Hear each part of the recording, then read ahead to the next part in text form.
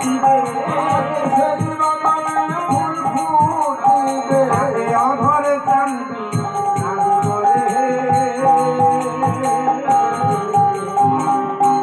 চলো গুরু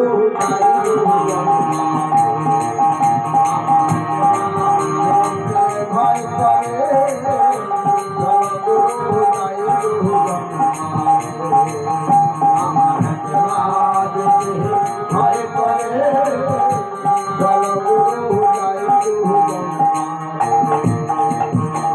তোমার দেহ আছে শ্মশান সমান, গুরু এসে মন্ত্র দিয়ে করলেন ফুল বাগান, সেই বাগানে ফুল ফুটলেই তো আপনি ভগবানকে দেবেন।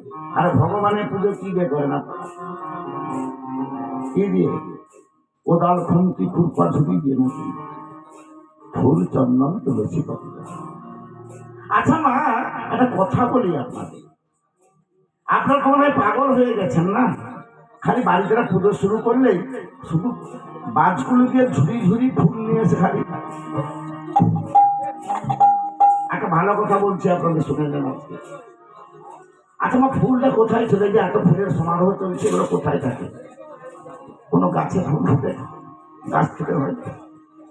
আচ্ছা মা, গাছের শোভা তার ফুল ফুটলো, আপনি সেই গাছ থেকে ফুলটা ছিঁড়ে নিলেন, ওই গাছটার কষ্ট হলো না?